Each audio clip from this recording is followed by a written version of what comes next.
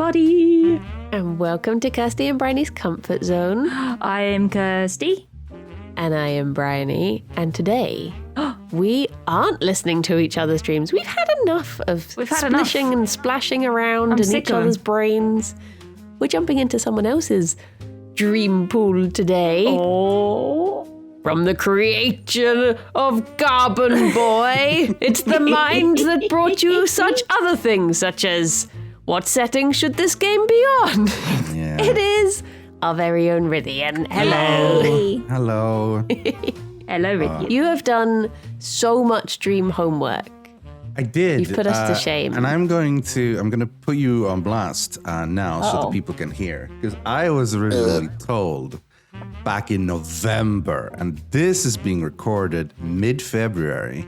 And I was told, like, yeah, we could do another episode. Start recording some dreams. And I'm like, okay, well, I better get into reading and recording. So I recorded 9 dreams in November. Rythian is the most keen person we've ever had on this podcast. Like, usually we're like, do you want to be in an episode? Sure. And so have you had a dream yet? Oh, no, I don't have that many dreams. Oh, and then Rythian is like, sure, I've done 9 dreams in the last 2 days and I'm ready. I'm ready to be on the episode. When I'm going to go to sleep right now. It's a lot of dreams. I can go to sleep now. It's fine, yeah. Some people say they want to come on and then just don't have a dream. Do. Like, Silas. Sorry. Yeah. He keeps saying, why I've never been on, and then you guys say, you've been invited, just bring a dream. Nah. Well then, I mean... Anyway, so after I had 9 dreams recorded, I was like, all right, that's enough. I'm saving these for now. And at some point, maybe they'll ask me on. And then finally they did. Aww. Well, we thought, as this is meant to be like season 2 of the Comfort Zone, because we had 2 weeks off for Christmas, so now we're like, it's a whole new thing. It's refreshed. Yeah. So yeah, you're Have our you marked first guest season 2 as one specific episode, being like, okay, this is start of season 2? Or is it a little bit more fuzzy? It's a bit fuzzy. It's fuzzy. It's just in our brain. We decided it's season 2. Okay. Surprise everyone. New character arcs. This is season 2. But as you were our first ever guest. Yeah, I was. Makes sense that you're the season 2 first guest.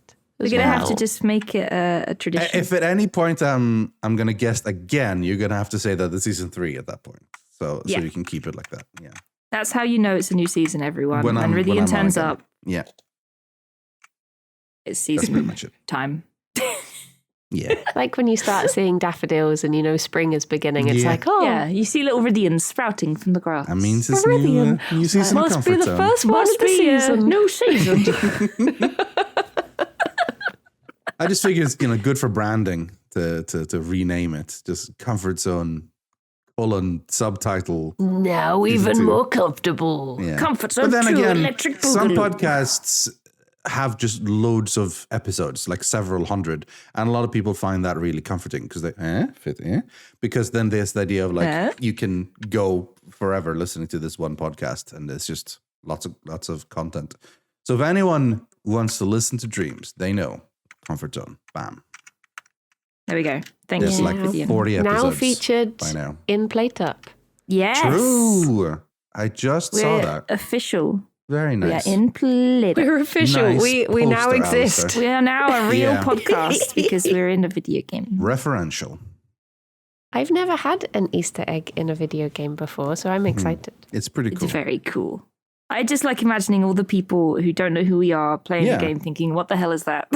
Well, the way they'll probably go, like a comfy song. I guess there are 2 friends on a poster. Oh well, that's probably what they think. Maybe they'll look it up and then we'll get new friends. Well, how will they look it up? I don't know. What is this poster of Play? They'll tweet Alistair and be like, "Excuse me, game developer, who are these people? Who are these posters? Oh my gosh, we should go to the Plate Up subreddit and be like, does anyone know who this is in this poster? And then you can reply being like, oh, I have a feeling it's these guys. Perfect. Just no one will suspect. Still under your current Reddit names, like no hiding anything, just pretending. No one will ever know. Where can I see more of these faces? For those two of us listening who don't know, their Reddit names are Kirsty of the Comfort Zone and Bryony of the Comfort Zone. So it's pretty obvious. I dread to think what Kirsty's Reddit name is. Is it going to be Kirsty Kirsty, Krusty. It's Krusty Doggo. You never know it, Kirsty. Some sort of variation of the letters C, R, and T or K. I'm a man of many names. Speaking of many names, I've noticed that Rythian's dreams have their own little titles. Are these ones you've given them, or is this something your phone does? No, well, when I use just like the recorder program on my phone. So as soon as I wake up from a dream, I just reach over and click, right? And then when it's done, normally it just has a date, but I feel like I have to mark it down so that I know which dream it was, so that when I listen back to them, I'm just not clicking random dates and saying like, I wonder which one this was. So I give them a very basic title. Some of them don't say a lot. Like one of these is called Crossover Dream. I don't know, that makes a ton of sense, but the others make some sense, or at least from my brain. So see, I was wondering, because Kirsty's phone, she got a new phone and now it does this thing where it will name the file for her. So she had a dream that was just called Nausea. Oh. Yeah. But I was actually talking about Nilesea. Oh. Oh no. Oh no. It's called Nausea a bunch of names, actually. There are more that I can't mention. Haven't we all?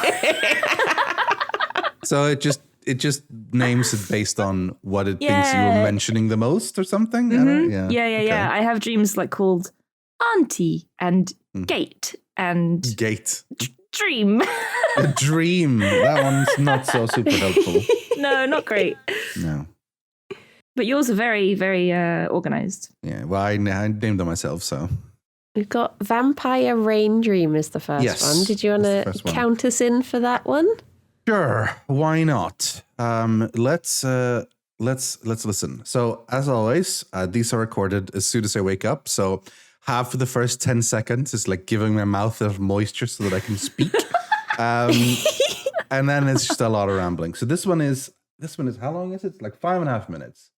So it's one of my shorter ones, honestly. But yeah, I'm ready. So if you guys are ready, I'll count us in. Mm-hmm. Yeah. 3, 2, 1, play. Hello, this is one of my my story adventure dreams, where I'm some sort of adventurer in training, or maybe just an adventurer that lives somewhere in this sort of fantasy world, where I was like apprenticed under Gandalf, and I had like a vampire friend. And there was another vampire society called Stroganite and stuff, and there were other people in the society that wanted to get the power of rain on their side. And there used to be that vampires had a type of rain that they had that worked for them, because I don't know if they were weak to water or something, which seems not good if you're a vampire. It might have been some sort of special thing. And they had then met up with the wizard to try to get to change another rain into another rain. I don't know. It was some sort of weird discussion with Gandalf. I'm pretty sure it was just Gandalf, like Ian McKellen Gandalf, who was some sort of like trying to control and run this fantasy society, of which we were a part of. And then there was another faction of vampires that had left the group, and Gandalf was worried that there was going to be a battle between them or something. And then, while that was going on, me and this other vampire was trying to figure out this rain problem. And the vampires like, we're sick and tired of the humans taking everything. And I was like, well, I gotta try to fix this. I gotta try to make it. And I go in to meet with Gandalf to like talk about everything. And he was sitting in my like what looks like my grandmother's kitchen when I walk in, and he's really sad. And he's like, "Oh no, I've screwed everything up. Oh no, it's clear to me now that the prince, there was some vampire prince. I can't remember the name. We'll call him Prince Davokar. Prince Davokar's army is not a sizable army. They're not a rebel faction we need to worry about necessarily. But after what they have done and what we have done to them, it is clear now that they might legally recede from our nation. And if so, the people of Stroganite might join them. And that's not good. And then, like, I think something with the rain were like, you know, these like in a pen, like a pencil? No, not a pencil. Just like a pen where like a graphite pen. Those like shafts of graphite that you put inside like a pen to write. Like there was a bunch of those that we broke up into like first half and then half and then half again. And then I think they were turned into rain or something. And they were then falling, as rain is wont to do, from the sky. Maybe that was what we were doing with the rain. Because the vampires were really upset that the humans had taken this rain as well. Because the humans already had normal rain. But now they wanted extra rain. And there's something about jelly bean snakes. I don't know. It's fading away. Goddamn you, memory. I'm forgetting the details. But Gandalf was sad anyway, because he had screwed up. And me and this other vampire guy, we were like trying to sort of cheer him up and trying to help him fix the relationship between the humans and the vampires in this fantasy society and this rain problem. I sound like an absolute mad person. Anyway, bye-bye. Bye-bye. Bye-bye. I want to hear about the jelly bean snake. Me too. There are very short mention there towards the end. There were just also briefly. jelly bean snakes. You can't just casually say, "Oh, the jelly bean There were snakes," jelly but bean never snakes, mind apparently. those.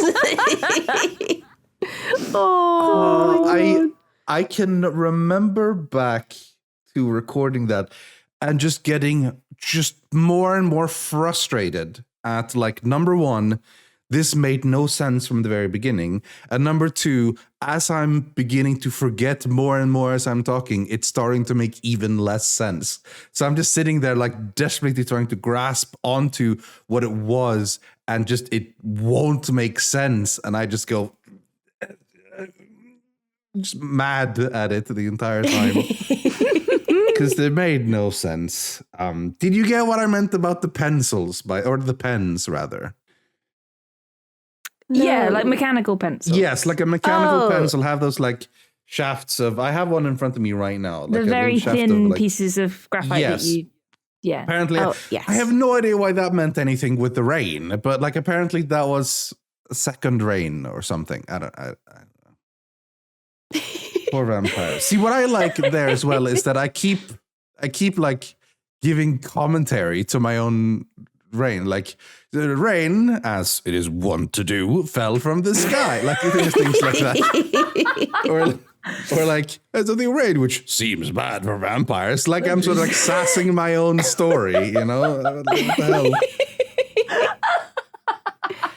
I've looked up, as you know, we have this very scientific dream book. Very scientific dream book, yeah.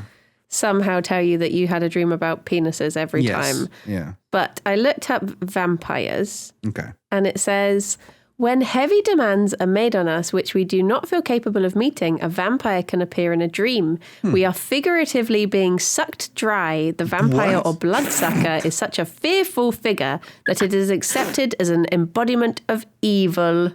Oh my God. But they were like mostly friendly in the dream, though. I feel like I was helping the vampires. It's like even the quote-unquote evil vampires or whatever, they were more like they were different people who live elsewhere rather than a horror figure at this point. Yeah. So maybe not. This would have been mid-November-ish. So yeah, when did you wrap up Strahd? It was before that, right? Yeah, we finished Strahd around that point, which was... well, I don't know exactly the date, but it would have been around that point. And this was just before starting to properly plan and decide to go visit Bristol. So there might have been like a lot of stress and stuff on my mind, and it could have been at the end of my Curse of Strahd campaign. Maybe. I'm not sure.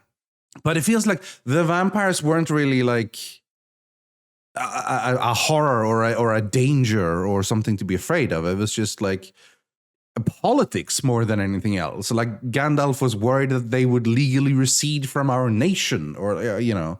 And I began by saying, this is one of my adventurer dreams. Like, apparently I have those a lot. Just one of them. Just one of. Yeah. Oh, dear. I've looked up rain. Okay.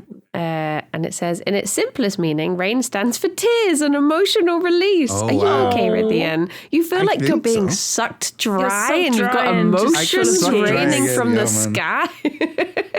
I mean, maybe it does have something to do with finally finishing my 2+ year long, Dungeons and Dragons campaign, which was Curse of Strahd. So maybe there's something there, Obviously, the bad guy in that one is a big old vampire, so maybe there's some sort of emotion with that.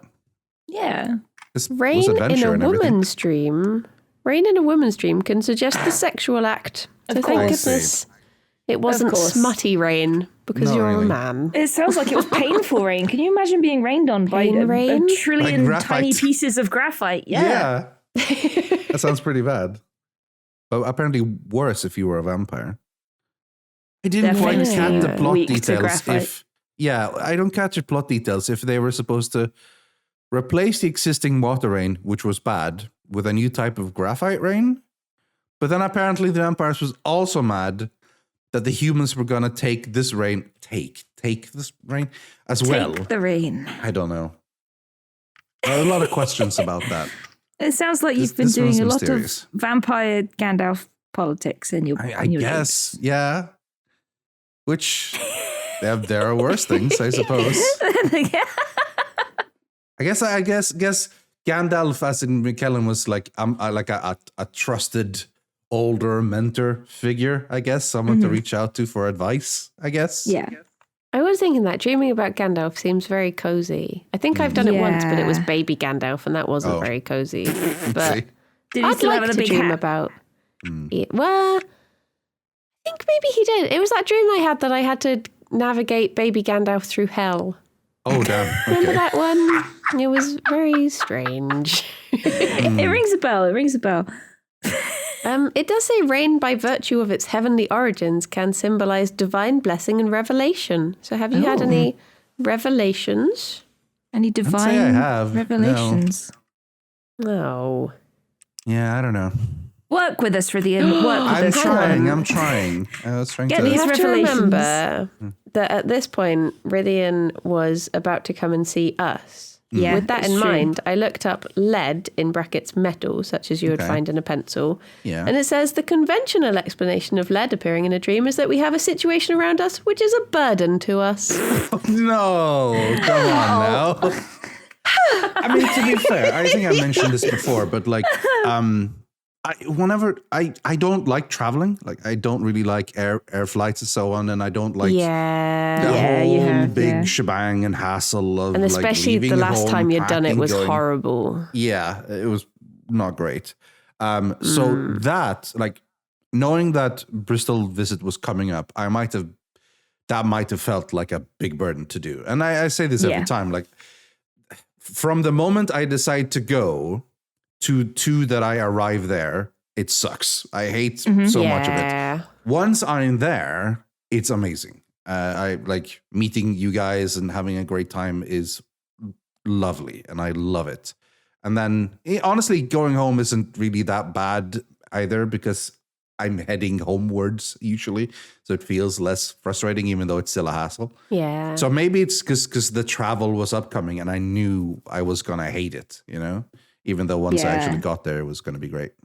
I reckon that's probably it. Like we were talking just before the podcast, like I have to go away this weekend, and like just the thought of having to go and travel and be sociable, it's just like, oh, it's gonna be tiring. Yeah. But once you're doing it, it's great. Yeah. So yeah, for sure, I get that. I read on a bit, and it says lead, as in a lead of a pencil, has obvious connections with the life force and masculinity. Obviously. Obviously. Every time I see a pencil, I swoon. Obviously. Yeah. Obviously. I struggle to hold them in my dainty feminine hands because they're so masculine. Yeah. When are they going to release pencils for her? Pencils for girls, yeah. Make them pink, make them small. Nice. Yeah, make them pink, dainty. Oh, that's the only way girls can like something. If they are pink and small, non-violent, and put some fluff on the end, make it scented with strawberries. Glitter. Yeah. I don't know if did we get to the bottom of this? I don't think we did. It sounds like you might have been stressing about traveling. I think that's like a combination of things. Like if we want to pull together all these explanations from this factually perfect and unquestionable book, then The Rain was a sort of emotional release of a lot of things that are going on, which could be multiple things, but perhaps finishing my long Dungeons & Dragons campaign project. The vampire could be a reference to the villain, the vampire in the story, and the graphite could be the burden of upcoming travel.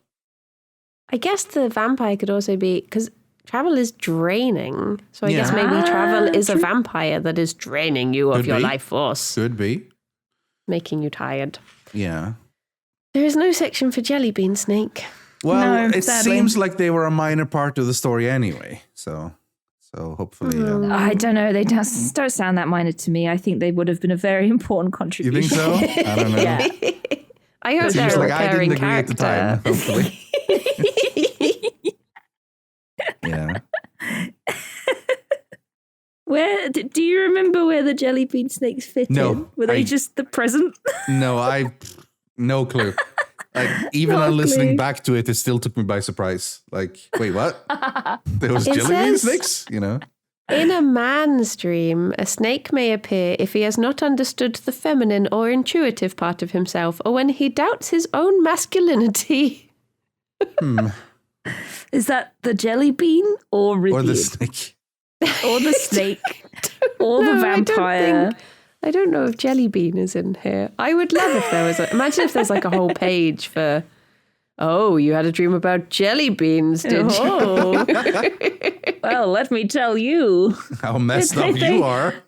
They mean penis, probably. Yeah. Well, there's an awful lot of masculinity and femininity already mentioned in the things we've talked about, so I wouldn't be surprised. You need to just hold more pencils, reconnect with your masculinity. That's probably it, yeah. Okay.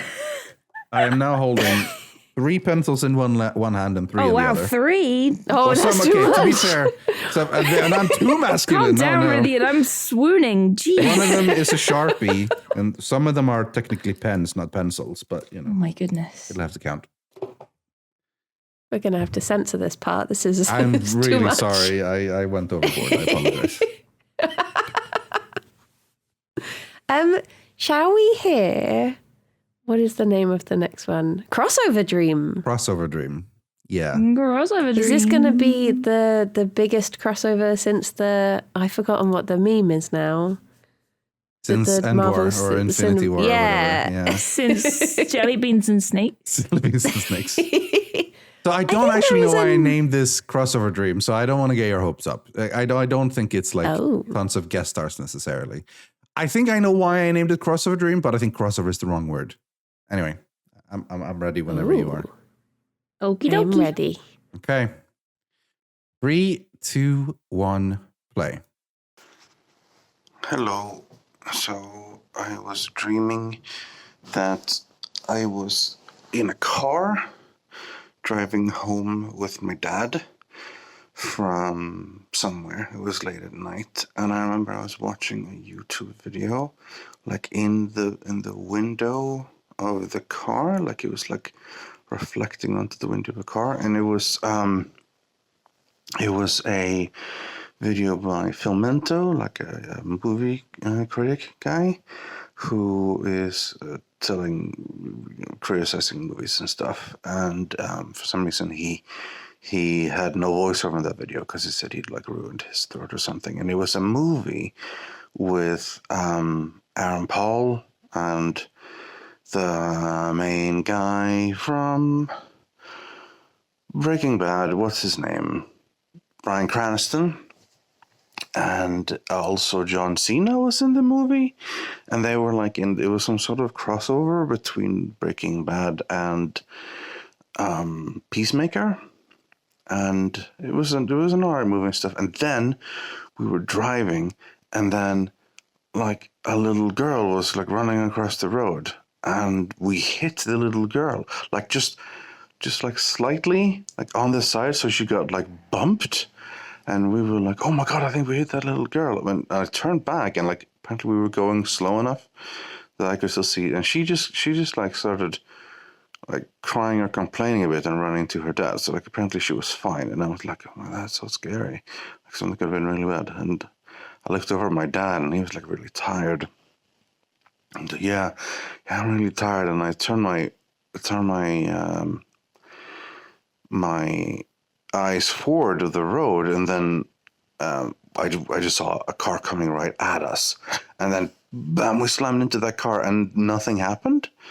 So we just kept driving like into that car who was driving into us, like we were in some sort of super strong car. And I was like, okay, well, this is clearly a dream because we would have been dead now. I'm just gonna try to wake up. And I woke up, and immediately I woke up, and it was like, all right, time to record this for Bryony and Kirsty. So then I woke up, and I was like, all right, time to record. And then I was in this room where there were like so much recording equipment and loads of different electronics and the like, and TVs and monitors and like old school ones. I remember I wanted to record something, and I was reaching through, and I was starting to play things, and I couldn't get what was going on, and I was pressing buttons, and this little monitor of this big thing was moving in and forth. There was like, I don't know, it was like I was in some sort of huge room with at least 12 types of machines for observation and recording and everything. And at a certain point, whatever was playing was on the TV, and it was like an old school TV, and as in like one of those fat ones, not like an LCD ones. And I reached for the remote, and it was just like a really confusing remote. And I was trying to like shut it down because it was playing something. I can't remember if it was like music or just a sound or whatever. And I was trying to like shut down what was currently going on so that I think I could record the dream that I'd had. And I was pressing buttons, and then it started just, like, even though the TV was off, it was playing audio. So I was trying to figure out what is actually playing the audio here. And I tried to click away from it, and I went to a different channel. And the channel was like some some early morning religious music thing. So they were like singing these psalms and stuff and hymns. And I'm like, what is going on? I tried to shut off. And then I heard my mom singing from like the other room. She probably like knew the psalm or the hymn or whatever.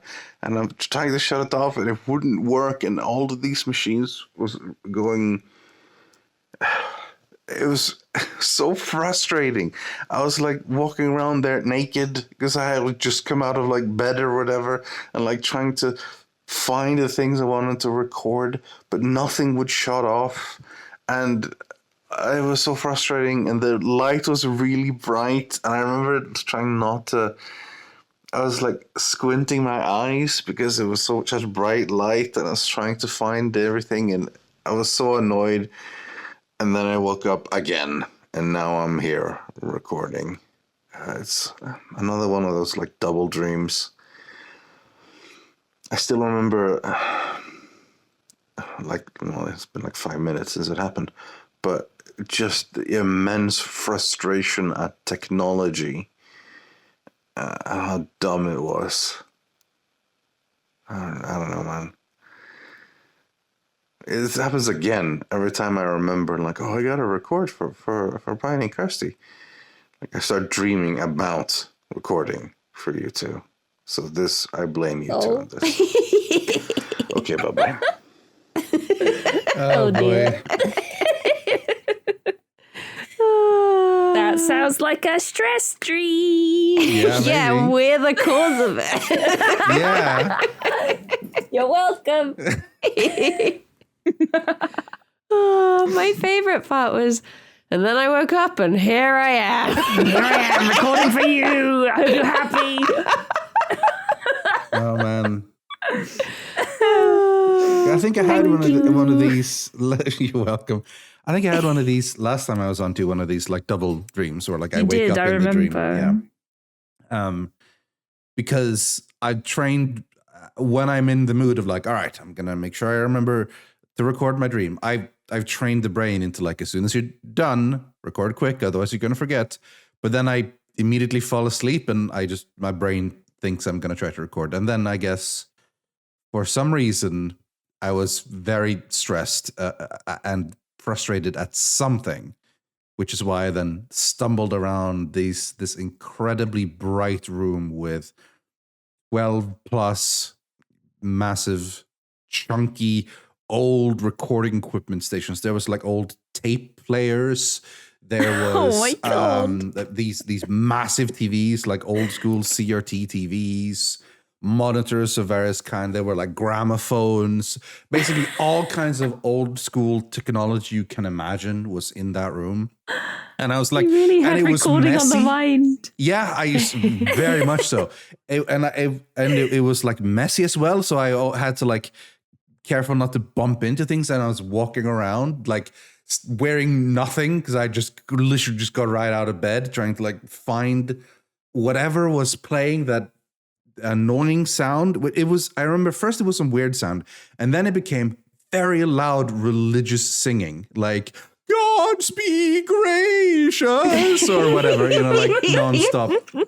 And I was like, shut up, please. And it was so bright so I couldn't see properly because my eyes were like squinting because it was, it is when you go straight from a dark room to bam, immediately light. Yeah. And I was just walking around, couldn't hear because I was deafened by the religious screaming, singing, and just barely seeing anything, trying to shut off all the electronics going on so I could finally sit down and talk about, so I was in a car and we hit someone and it was fine, just for you two, basically. Oh my God. This is where I need your book to tell me what this means, because this was weird. Yeah. Oh, which part are you most... I mean, I want to look up... To be fair, naked. But of course you well, would. we've looked that up before for you, Brady. Yeah, just every Brainy's dream. naked all the time. I mean, I feel like that's pretty common. Isn't that one of like the classic most common nightmares is like, oh no, I went to school naked. But I never mind. Whenever I'm naked in a dream, I'm just You're like, just always happy? Here I am. Brownie does not care. I remember feeling because I think in my dream, it was like, I'm going to go up briefly to grab my recording equipment. Then I'm going to go back under the covers. So it doesn't matter that I'm naked or whatever. But the longer it took to shut down the cacophony and the lights and everything, the more annoyed I was that I wasn't wearing any clothes. I was just walking around there like stumbling on things. And in the bright light, it just felt wrong. So I don't think I was happy about being naked the further along it went, at least. Oh, okay. I've looked up nude and it says... This is the least important part of it, but sure, we can go ahead. Well, it's interesting because it starts off with our buddy Freud. Yes, of course. But it says Freud assumed that dreaming of being nude was linked with sexuality. It is, however, more to do with self-image. We have a desire to be seen for what we are, to reveal our essential personality without having to create a facade.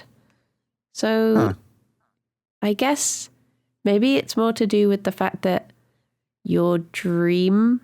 I guess dreams are very personal, and maybe they do expose a real part of you. So, I mean, that is. I am doing that right now. I guess us. I am exposing myself to the two. Wait, hold on a minute. Hang on a minute. I'm not sure I want to say that part that loud. So thank you, Rythian. You're very welcome. Do you find talking about dreams particularly like stressful? Like, do you feel like... Or is it just maybe talking to us? Or just talking to us? Do you feel like they're maybe a bit too personal sometimes? Or do you think, maybe I shouldn't share this? Or... There are some dreams I have which are too personal, which I don't share. You know. Okay, you're thinking of the... Yeah, never mind. That's interesting. There are dreams that... There's like multiple levels of dreams, right? There's dreams I have... Which, all right, that was a pretty funny and weird dream. I don't mind bringing that on the podcast. There's like another dream is like, it's a bit weird. Not sure if that means anything.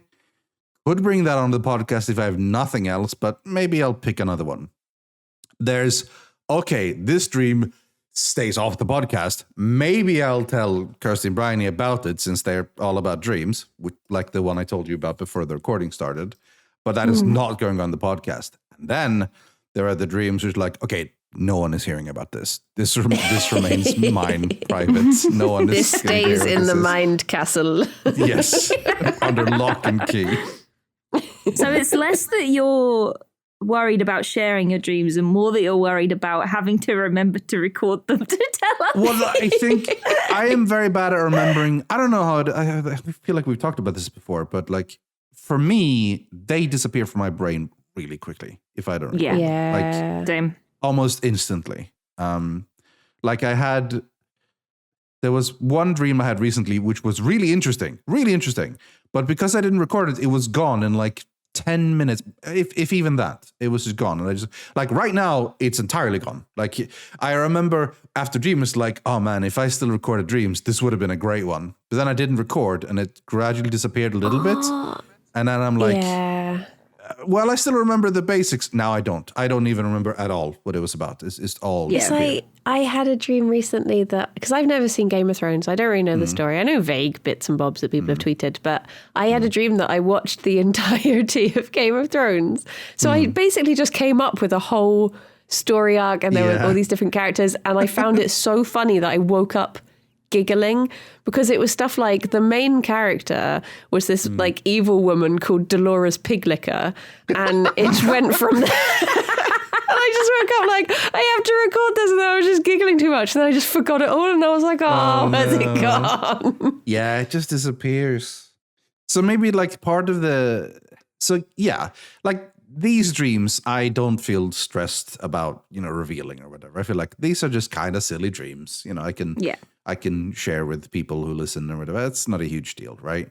And like I said, there's some I don't share and some I keep super quiet. But so I don't think it's necessarily that causes the stress. It's more this of like, I need to record it before I forget. I need to record. Like I wanted to keep the dreams. My friends have asked for it, and I also want to keep it because it's fun. And I gotta get to record it, and then. Yeah. Something was stopping me from doing it. Stuff keeps stopping you. Yeah, exactly. I have dreams like that all the time. Yeah. Like you need to do something, but something else is stopping you, like just constant obstacles in the way. Yeah. I have dreams like that as well. I don't know if you ever have these where they are so basic, but it's something like, oh, I know I got a message because I heard my phone ping. And then you dream that you're checking your phone. And then halfway through, like very realistically looking at your phone, you're like, wait, no, I'm still asleep. I need to wake up and check. And then I do it again. And I'm like, nope, still asleep. Well, that happens sometimes with me. The moments I dream the most are when I have woken up and then I go back to sleep again. Because then I don't go into REM. So you get that little half state of consciousness where you're kind of just thinking, but it's also kind of turning into a dream. And in those moments, that easily happens. You get moments like, well, I was going to go up and like, oh, I'm meant to check this thing on the phone. And then in your dream, you do that. But then you wake up and, oh, no, I never actually did it. Oh, never mind. Yeah, and that sort of thing. Yeah. I've looked up light, because you said about the blinding light. It was really bright. It's like really like bright yellow light, you know, like a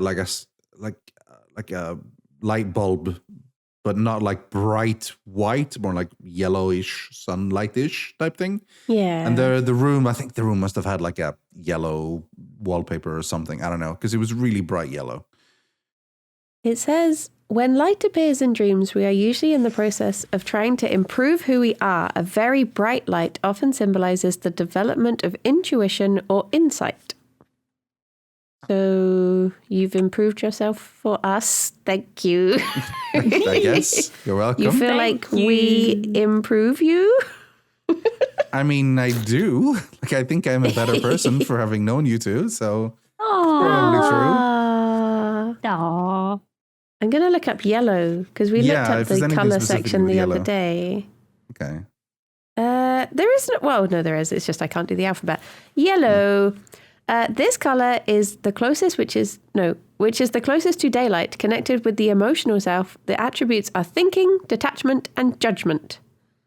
So maybe it's that you were recording your dream and you were just thinking, I have to judge this dream and think about it. Maybe it's going to be judged. Maybe it's going to be judged. Yeah. Yeah. Maybe I was like, oh, you know, this driving dream or whatever is going to get judged, and so I'm thinking about the daylight because I'm going to go record it. I don't know. I guess that's the thing. There's a double dream, right? And the first dream was kind of random. Oh yeah, we've completely brushed over the fact that you just hit a child with a car. Yeah, we did. I was watching YouTube video reflected in the screen of the car window rather than watching on the phone itself. And then we hit a young child, but again, like just bump. And she's like, oh man, that hurt. Wah! Rather than any sort of serious injury. And then we were like, oh, well, that was weird. Let's turn around and crash into another big car. At which point the brain goes, hold up a minute, this is clearly a dream. And then, I need to record it. And then the fake awakening becomes, Yeah. That was a really interesting dream, though. There's so many layers. Yeah, I mean, I don't know. I've said this before. I don't believe that every dream necessarily has a logical meaning you can figure out. How dare you? What would Freud say, honestly, if he heard me say it like this? He'd say it's very sexy. It's a very sexy dream. Oh, that sounds very fancy or mother of you. Yeah, probably. He probably would say that. I think, and I know more than Freud. Yes, true. That you had a dream. In your dream, you were like, this is a dream. I need to record it. I better go record it. And then you were panicking because you couldn't find your recording equipment. Then there were lights. Then there was singing. Then there was noise. There was sensory overload. Blah, blah, blah, blah, blah, blah. And then stress. All because you wanted to provide a dream for us. Yeah. That seems probably likely, yeah. I don't know what the child would represent. Oh, wait. No. Is it us? Oh, dear. I crashed into the two of you. Yeah. Oh. I don't know. But if so, you were fine. If that helped. So yay! You didn't get hurt. Hooray! So. Only emotional damage. Only emotional damage, yeah. Could have been worse, apparently. I think if it had been lower, I don't know if I would have put it on the podcast. Like, if it was like a very violent dream, I don't think I would have wanted to talk about that, probably. I don't think I have a lot of violent dreams in general. Like, my dreams are usually like bizarre and weird, but it's rare that I have like, violent dreams or like truly horror like dreams. I don't really have nightmares often. I had one disturbing and unnerving dream like a few months ago, maybe, but that's about it. I think I don't really suffer from dreams like that. Yeah, I really have like nightmares or unpleasant dreams. They're usually just very weird. Yeah. So very, very similar to yours, actually. They're just weird adventures with random characters and random things happening. And I'm like, what's going on? I have no idea. I will have dreams where I get really frustrated because I can't be as violent as I want to be. Oh, God. I'll be like, someone will have annoyed me, or like they've broken into the house and I'm trying to stop them. And I'm like, why are my punches not working? Why can't I like throttle them as much as I want to? And I'm really like, Mother, I crave violence, and I just can't do it. What does that mean? Am I okay? Yeah, that's a good question. Are you tired of being nice? Maybe you're tired of being nice. Yeah. Maybe you're like, I'm always supposed to be the cutesy bunny lady, but I really want to just punch someone. Maybe that's why. Yeah. I agree. I think it's usually if something is touching me whilst I'm asleep, like my duvet is tickling my ear or something, and it's that sort of like, is that sort of angy when you, you wake up grumpy. Because I was thinking like just overwhelming like sound and light stopping me from reaching my phone. I was like, maybe my alarm was going off, and that was but it wasn't. That wasn't the case. But I think like that would have made sense if that was the case. Like there was something annoying. Daylight coming into your bedroom. Oh, I have like these. I have these like dark curtains. So nothing coming curtains. In. It's like super dark. So, yeah. So I could find very little explanation for what it was, which is why I brought it to the experts. And well, we've reached some sort of conclusion, I guess. The answer is stress. Yeah, probably. Because of us. Yeah. Yay. Yeah. Yay. You're welcome. Thank you. Do you want to listen to what sounds like a very epic dream called Savior of Rap? Yes. So this one is the longest, and this one is also the most stuff happens, if I remember correctly. Oh, action-packed. Yeah. We'll see how it works out. But yeah, if you're ready, then we'll go. 3, 2, 1, play. Hello. So this is the story of how I saved rap music. So I didn't find out this until later in the dream, but I was Enigma from Dota 2, and we were in this building where we needed like 2 boats, small toy boats, to like activate a program or machine or something that like could turn off all rap music or turn on all rap music so that it was able to be played. And then there was this faction of like Rick and Morty bird people who wanted to turn it off.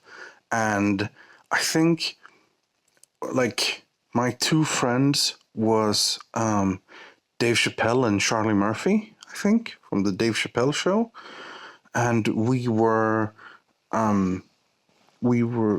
like traveling in this tower and trying to like get back the boats. And at some point on, one of the birds came to like infiltrate and steal one of the boats. I think at some point one of my friends literally was just Rick from Rick and Morty, and he was undercover. Like the bird person was like literally undercover and showed up, and he was carrying like wacky old school stuff, and like it was very blatantly like undercover and like a spy, and he was like, hello, I am a normal person, and I have it was like I was watching a comedy movie and everyone just played along.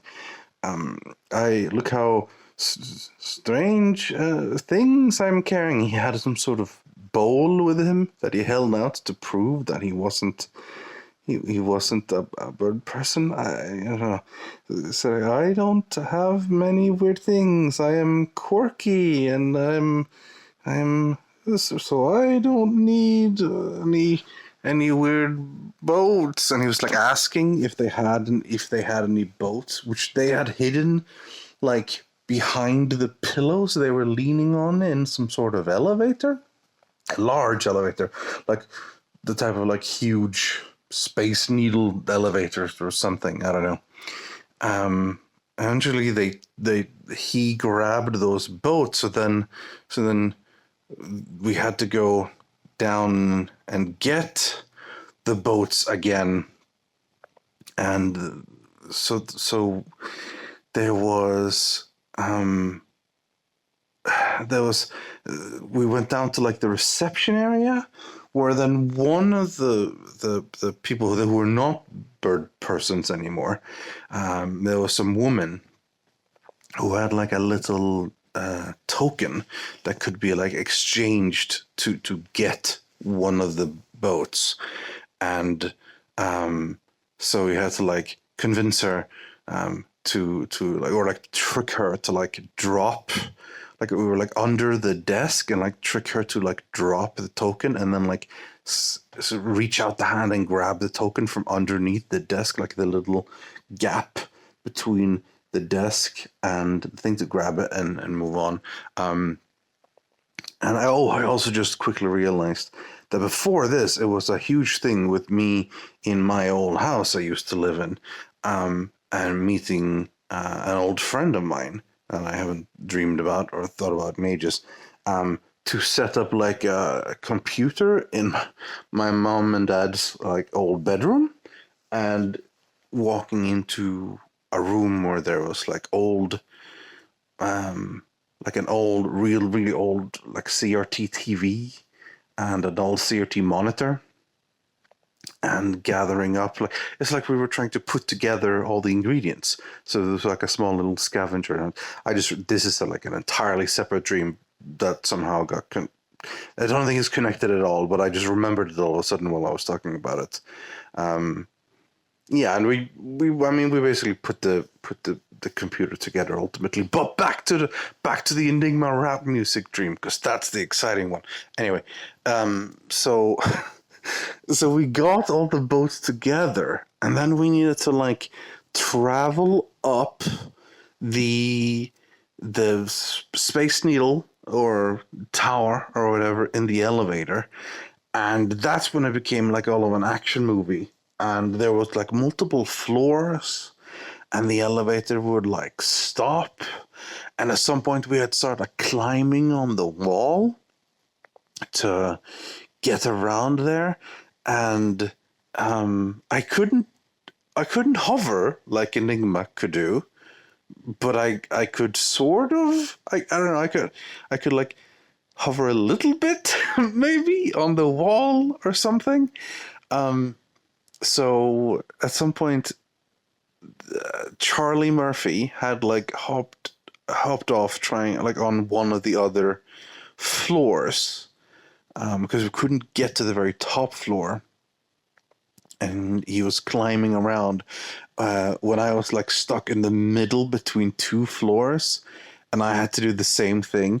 And he was like, I'm going to try to get down to the bottom floor and make my way up from there by using the stairs.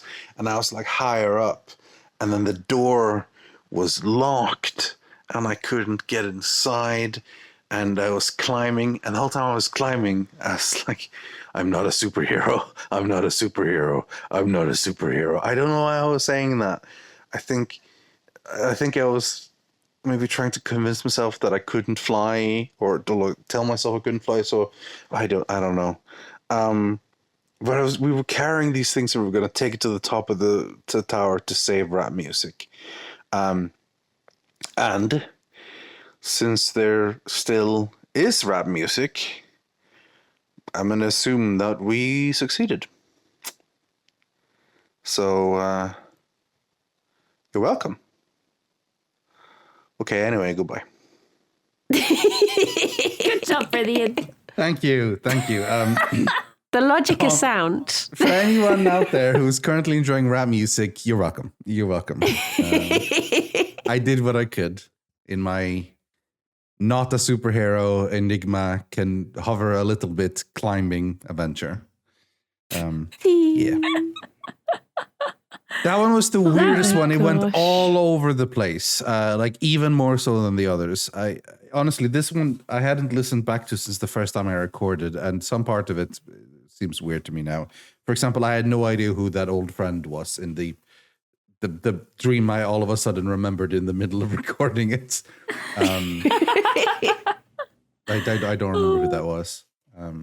But yeah, for some reason, Dave Chappelle and Charlie Murphy. I don't watch Dave Chappelle. Like back in the day, I think I watched that episode with Rick James, and I think I watched few small bits, but I'm not really a fan of his comedy even before he decided to get all controversial. Whatever. But for some reason, they were my partners in crime on this mission, or not crime, partners in heroism, really, because we were saving rap music. Maybe they just really liked rap music. They were invested. Yeah. I don't think they do, though, necessarily. I mean, I don't know. I don't know them, so maybe they do. I don't know. But yeah. Maybe they do. It's like one of those, overcoming adversity thing where you're like, we've got differences, but we'll work towards this common goal together. Yeah. And then, I assume I must have been watching Rick and Morty. But the thing is, I don't think Rick and Morty was playing around that time. It's been off for quite a while, so I don't know. But for some reason, yeah, they were bird persons, all the enemies, all the people we were infiltrating. And I think I seemed to be very fascinated with the very bad disguise that one of them was putting on. I love that. I'm definitely not undercover. By the way, where is your boat that I don't want to steal? Exactly. Yeah, I feel like in my dream is like, this is so blatantly fake. It's like I'm in a comedy movie that everyone just accepts that this is what's happening. Because it was, I don't remember, but apparently my description of it was like, this is so obvious that absolutely everyone would see through it, but everyone's just rolling with it. So yeah, it was weird. But I do remember the sense of adventure. Too. I love that. Yeah, I do remember the sense of adventure of like very much like Mission Impossible music playing, like dun dun dun dun dun dun, like climbing up the elevator shaft and like infiltrating and convincing this lady to drop her token and grabbing it before it hit the ground and that type of thing. And yeah. That's so weird. Cool. I love that, like, you always turn up with a dream that could be made into like a movie poster. A very weird really good movie poster, but yeah. Had you been playing Hitman around this time? No, I hadn't. So I only started doing that recently. So that would have been before that. Oh no, I don't know where all of this came from. This was basically around the same time. These were all recorded like basically mid-November. So that's roughly when you told me to start recording stuff. And yeah, this one I am having a much harder time trying to make any sort of connections. This to me just seemed like my brain decided we're gonna go on an adventure, and then we just did. Yeah, it sounds like that to me. Yeah, it just feels like had this a bit one too is much cheese before bed. This one just feels like a gift. Yeah. Just a gift. What if something crazy happens? Okay. Yeah, that sort of thing. We're just going to write you a story. Don't worry about it. Or maybe it was a premonition. Maybe one day you'll be called upon to save rap music. And you will know exactly what to do in that scenario. I know where to climb. Top of a very large tower. And when it comes to it, you'll know that bird person is in disguise. You'll be able to call them out. It's true. I've seen this. Wait a minute. I know. Wait a second. And I also know that I'm not a superhero. I'm not a superhero. I thought you were going to say in that bit, I thought you were going to be like, I kept saying I'm not a superhero because I'm not a superhero. I think, like I said, it was to convince myself, like, don't try Rythian. Don't jump. You can't fly. Don't be a hero. Like yeah, exactly. That sort of thing. Because even though I apparently could hover a little bit, like Enigma from Dota 2, I couldn't fly. So therefore, I shouldn't take the risk. I don't know. There's another weird one, honestly. Don't know where to even begin. Is there anything you'd like me to look up in the book, or are you happy with this just being? Boats? Maybe toy boats or toys? Oh. Because that was ultimately the goal of the entire adventure, right? To find these toy boats. That was apparently the key. Toy. Key to saving rap. When there are toys in a dream, we may be aware of children around us or of more of our childlike selves. Toys will highlight the creative side of ourselves and the more playful, innocent part. Well, it was definitely a creative dream. Yeah, it's like a creative adventure dream. Like, yeah, I could maybe see that. It was just having stuff happen, really, as a story and adventure. Like feels like some sort of weird, bizarre fairy tale. You tell someone, this is the story of when Rythian saved rap music. He had to travel and go up a big tower. And there his two friends, Charlie and Dave, they stayed down on the floor. And then he had to climb. And I could see that maybe. A bit weird, but yeah. But I'll roll with it. I'll roll with that. There's just so much. I do feel like your brain was just on one. Maybe you just felt particularly creative. Yeah. And just decided to just everything at once. Go through a lot of bird things. people, boats, rap music. Rick and Morty, yeah. Like Rick and Morty. Climbing up a tower. The strongest visual memory I have of this dream is like hanging onto a wall, like no harnesses or whatever. And like climbing up this like elevator shaft, basically. That's the strongest memory I have of like sitting there and like thinking of how to get up to the top floor. What's that? I must have woken up before it actually ended, which is why I had to then make the conclusion since there is still rap music, I must have succeeded. So I think so. What are you going to say, Brady? I was trying to think of the name. What is the name when you just like free climb a wall like that? I watched. Free climbing? Is it just free climbing? Maybe. I watched a documentary and it was the name of the thing, and I forgot what the documentary was called. Yes. Free solo. Yeah. That's the one. Yeah. As in dreams, walls usually indicate the boundaries we have set ourselves. These may be created as defense mechanisms or support structures, and it is sometimes helpful to in the interpretation to decide whether the walls have been created in order to keep ourselves in or other people out. Oh. It sounds like it was there to keep you out. Well, they were something I was trying to traverse. Like they were an obstacle for me, but also I needed the walls to be able to get to where I wanted to go. Yeah. I guess. Because if there hadn't been walls, I wouldn't have been able to climb up them and get to where I needed to go. So yeah. True. Good boundaries. So maybe. Yeah. Because, I mean, it's good to have some boundaries. Yeah. Yeah, maybe. That's the one who walked around naked. Yeah, I wasn't naked in this dream. I was like a big galactic being. I don't know why I was Enigma, but I was. So basically, it's cool Starlight. when you have dreams like that where you're like, you're doing all of the cool stuff you want to do. You know, you're like, I'm going to set out to save rap music. You're doing all this cool climbing. You know, you're like catching things before they hit the ground. You are the hero, and that's that's just cool. It's like your brain's giving you a little holiday from all these horrible, stressful dreams. Yeah. It certainly was a more exciting dream than the frustrating one of trying to find something to record, you know? This one is more like the vampire dream, I guess, because that even though not a ton happened in that one, it was still in an interesting world, right? But in this one, I was actually doing things. Yeah.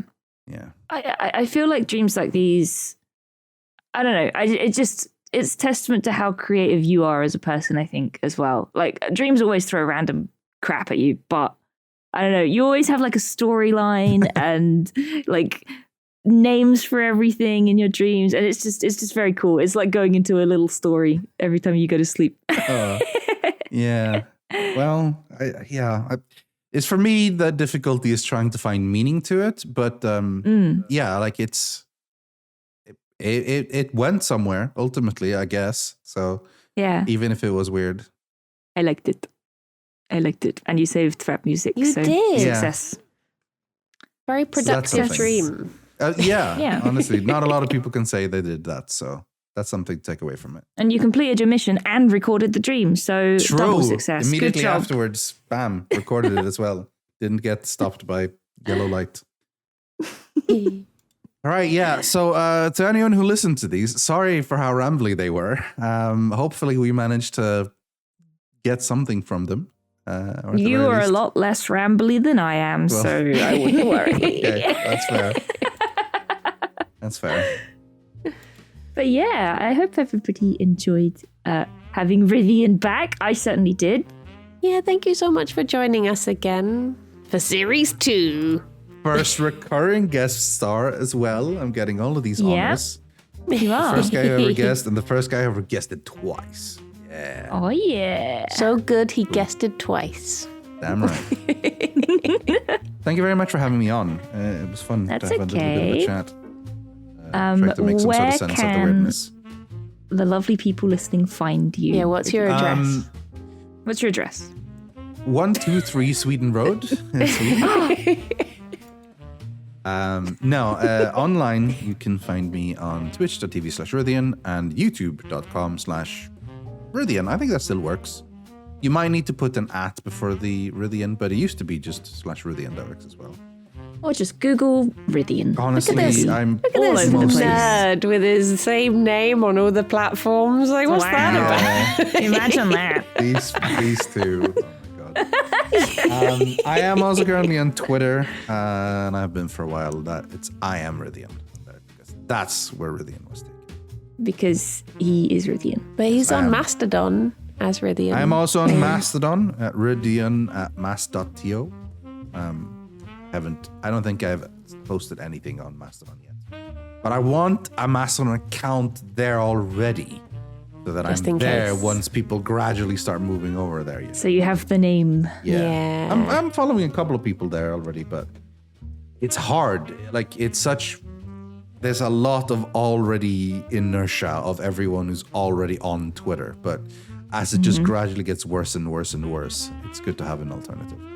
I'm just going to go and live in the woods instead. Yeah, that's a good idea. Yeah. Some people basically said, like, when Twitter goes down, I'm done. I'm not moving on to someone else. I'm going to stop social media. Like, no one will steal your username in the woods. That's true. You'll be yourself. There can only be one bog witch. It's true. Bryony the bog witch. Well, we're going to have to fight it out, Bryony, because I want to be We can start a coven. Oh my god, we can live deliciously. Welcome to the coven zone. Yeah. Spin-off podcast coming. Oh yeah. That we don't record, we're just talking to a tree. Stock, yeah. It would be too much social media to record. You can be a guest. You can be our first guest. I'd love to, yeah. Yeah, you can be Go visit the bog witches in the swamp. It's fine. They just want to record a podcast. Well, thank you so much. I took Bryony's well that time. Well, that's all we're going to have today. Well. Slap of the knee. Well. Would you look at the time? Would you look at the time? It's getting on a bit, isn't it? You know? It certainly is. Yeah. We Thanks better end so much, the podcast. Guys, this was great. It was fun. Thank you, Rythian, and thank you, Bryony, and thank you, everybody. Thank you, Kirsty. And I look forward to Series 3, where we'll have Rythian back on again. Hooray! I'll be there. Don't worry. What if we just get Rythian on every episode and then everyone could be a new series? Wow. Yes. We have 18 seasons. How many episodes? 19. We had 2 in the first season and then new every time after. And it's all just Rythian streams. Yeah. Perfect. Right. Thank you, everyone. Everybody. Thank you, Kirsty. Thank you, Rythian. And until next time, bye-bye for now. Bye-bye.